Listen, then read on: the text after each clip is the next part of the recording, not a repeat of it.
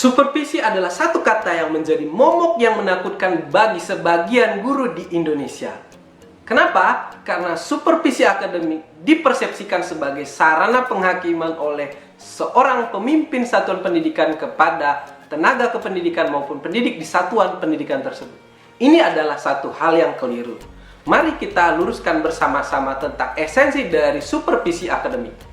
Sebuah supervisi akademik seharusnya menerapkan pendekatan berbasis coaching, di mana seperti kita ketahui, coaching merupakan salah satu pendekatan yang dapat digunakan oleh seorang pemimpin pembelajaran dalam menjalankan perannya. Dalam hal ini, coaching menjadi sarana untuk memimpin upaya pengembangan pembelajaran yang berpihak kepada murid, sekaligus untuk pengembangan kompetensi diri oleh seorang pendidik tersebut. Nah, inilah yang harus kita pahami secara bersama apa yang menjadi esensi dari supervisi akademik. Nah, untuk lebih jelasnya, saya akan mempraktekkan bagaimana supervisi akademik dengan menggunakan pendekatan coaching. Dalam melaksanakan praktek supervisi akademik oleh seorang pemimpin satuan pendidikan, dalam hal ini berperan sebagai seorang coach, kepada rekan sejawat atau lebih dikenal istilah dengan coachee, karena kita menggunakan teknik coaching dalam melakukan supervisi akademik, kita harus menyepakati terlebih dahulu agenda, waktu yang tepat untuk melakukan supervisi. Nah, ada 3 tahapan supervisi akademik dengan menggunakan teknik coaching. Pertama, yaitu percakapan pra-observasi, kedua, tahap observasi, dan ketiga, tahap pasca observasi. Nah, untuk lebih jelasnya, mari kita saksikan video berikut ini. Selamat pagi, Bu Selin. Baik, apa kabarnya di hari ini, Bu Selin? Luar biasa, kelihatan dari auranya. Baik, Bu Selin, saya boleh tanya nih sesuatu? Nah, kira-kira apa sih sebenarnya tujuan dari pertemuan kita hari ini, Bu Selin? Ya, tujuannya si Pak Posma, ya, yang pertama Pak Posma bisa membagi ilmunya kepada saya, ya, membagi ilmunya kepada saya yang saya tidak tahu, jadi tahu. Kemudian Pak Posma bisa masuk ke kelas saya untuk bisa observasi saya lebih spesifik lagi. Jadi saya ini akan melakukan supervisi di kelas Ibu gitu ya? Ya. Baik, siap. Dengan senang hati. Nah, kalau gitu Bu, saya boleh tanya lagi. Kira-kira standar kompetensi apa yang nanti Ibu gunakan saat mengajar di kelas? Ya, baik Pak Posma. Standar kompetensi yang akan saya ajarkan nanti hari Rabu pada saat supervisi. Kebetulan di semester ganjil ini ada dua kompetensi dasar, ya. Nah, jadi yang saya masuk untuk hari Rabu nanti baru kompetensi yang pertama, yaitu 3.1, yaitu menelaah perubahan keruangan dan interaksi antara ruang negara-negara Asia dan benua lainnya yang diakibatkan faktor alam, manusia, dan pengaruhnya terhadap keberlangsungan kehidupan manusia dalam bidang ekonomi, dalam bidang sosial, dalam bidang pendidikan, dan dalam bidang politik. Oh, jadi nanti standar kompetensi itu tentang interaksi antar ruang yang ada di benua Asia. Ya. Kalau begitu Bu, kira-kira nih nanti kompetensi apa atau area apa yang ingin dikembangkan oleh Ibu Selin? Oke, jadi berdasarkan kompetensi dasar yang saya ajarkan nanti, jadi kompetensi yang saya kembangkan nanti di dalam kelas itu kebetulan di kompetensi dasar yang pertama yang 3.1 ini ada 4 subpokok materi. Subpokok materi yang pertama itu tentang interaksi antara benua Asia dengan benua lainnya. Itu saya sudah bahas beberapa minggu yang lalu. Yang kedua tentang bagaimana kondisi alam dari negara-negara yang ada di dunia. Kemudian yang ketiga nanti yang akan supervisi hari Rabu, yaitu tentang dinamika penduduk benua-benua di dunia. Jadi hari Rabu itu saya akan masuk mengobservasi di kelas Ibu tentang itu, temanya tentang dinamika penduduk di benua-benua Asia, Bu, ya. Baik. Nah, mungkin lebih kompetensi atau area yang lebih spesifik nanti yang akan dikembangkan di kelas itu. Oke, baik, yang lebih spesifik nanti yang saya ajarkan di kelas hari Rabu di Pak Posma. yaitu dinamika penduduk benua Asia. Dinamika penduduk benua Asia. Dinamika penduduk di benua Asia. Baik, dari tema ini tentang dinamika penduduk Asia, kira-kira nanti indikator ketercapaian dari tujuan pengembangan diri ini apa Ibu? Ya, berdasarkan tujuan pembelajarannya itu menjelaskan dinamika penduduk benua Asia. Jadi beberapa indikator nanti yang akan saya kembangkan di kelas nanti. Yang pertama itu bagaimana komposisi penduduk berdasarkan usia. Bagaimana komposisi penduduk berdasarkan usia. Kemudian yang kedua komposisi penduduk berdasarkan ras. Ya, bagaimana komposisi penduduk berdasarkan ras. Kemudian bagaimana laju pertumbuhan penduduk benua Asia. Kemudian bagaimana kualitas penduduk Asia. Kualitas penduduk Asia, dan yang terakhir itu tentang agama dan budaya di benua Asia. Jadi tadi untuk hari Rabu itu nanti kita akan belajar tentang dinamika penduduk Asia, terdiri dari komposisi penduduk Asia, rasnya, kemudian bahkan laju pertumbuhan penduduk di benua Asia, Bu ya. Iya. Terima kasih. Nah, untuk tercapai indikator ketercapaian dari tujuan pengembangan diri tadi, kira-kira nih strategi apa yang bisa Ibu lakukan nanti di kelas seperti apa? Boleh diceritakan? Ya baik, Pak Posma. Strategi yang saya lakukan nanti di kelas, ya setelah saya setelah saya jelaskan tujuan pembelajaran yang saya sampaikan nanti, setelah saya jelaskan sedikit dari tujuan pembelajaran tersebut, setelah itu nanti ada diskusi kelompok. Setelah diskusi kelompok, yang jelas setelah diskusi kelompok selesai ada presentasi. Jadi strategi nanti di kelas itu Ibu akan membuat diskusi kelompok, mana-mana anak-anak dilibatkan untuk berpartisipasi, saling memberikan ide, memberikan pendapat dalam kelompoknya. Kemudian juga ada presentasi untuk melatih anak-anak berkomunikasi. Wah, luar biasa itu Bu. Strateginya sangat baik sekali. Ya, mudah-mudahan saja anak bisa. Ya. Saya yakin dengan Bu Selin, karena sudah sangat berpengalaman. Baik, Bu Selin, ini kan dalam setiap perencanaan nih pasti ada hambatan atau kendala. Nah, kira-kira nanti kemungkinan nih hambatan apa yang mungkin terjadi pada saat Ibu ingin mengembangkan diri itu di dalam kelas? Ya baik, Pak Posma. Yang saya alami selama ini tidak semua juga sih, hanya 1-2 orang. Tapi kan 1-2 orang yang buat seperti itu kan sangat mengganggu untuk semua orang ya. Baik. Kalau saya amati selama ini, kadang-kadang anak-anak itu yang pertama itu mereka kurang siap dalam mengikuti pembelajaran, kurang siap dalam mengikuti pembelajaran.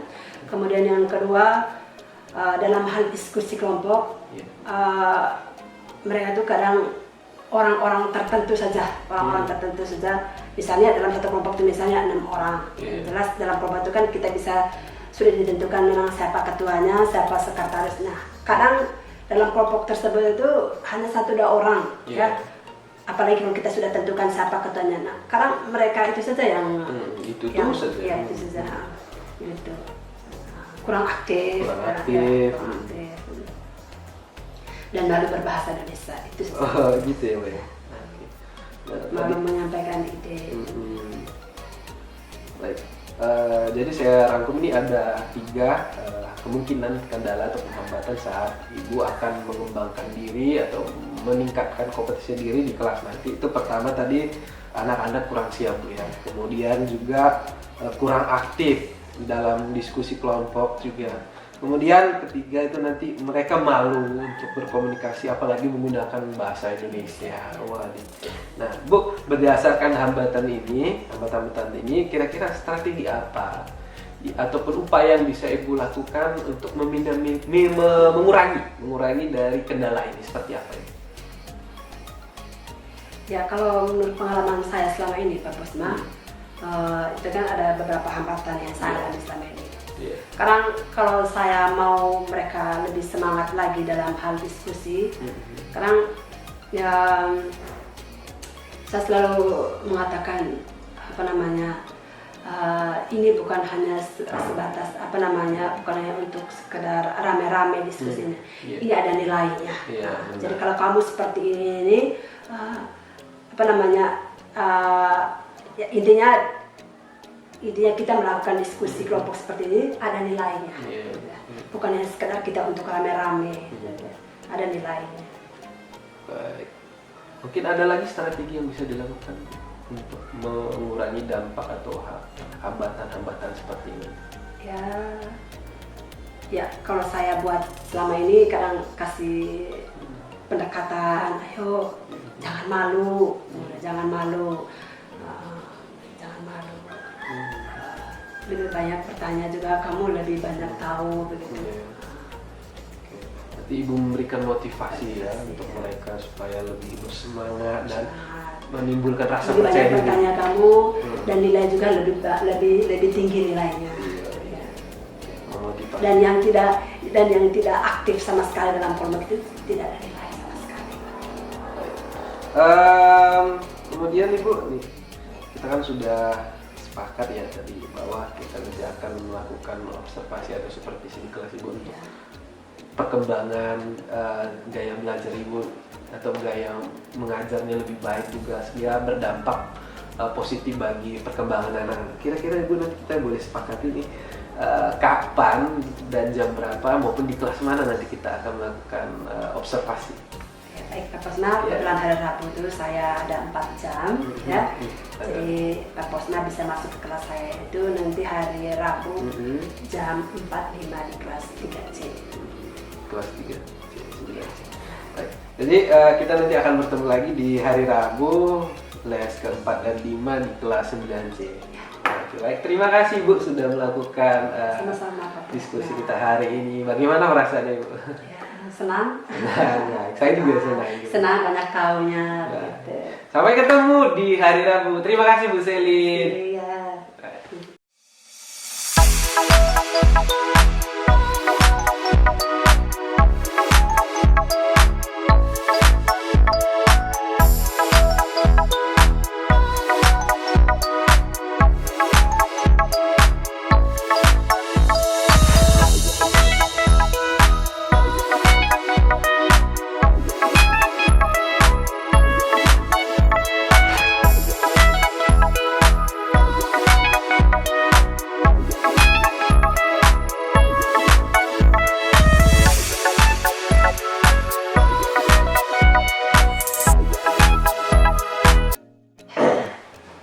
Selamat siang Bu Selin. Selamat siang juga Pak Posna. Baik, bagaimana kabarnya hari ini Bu? Baik, sehat. Luar biasa. Terima kasih tadi saya sudah diizinkan untuk melakukan observasi di kelasnya Ibu. Iya, sama-sama Pak Posna.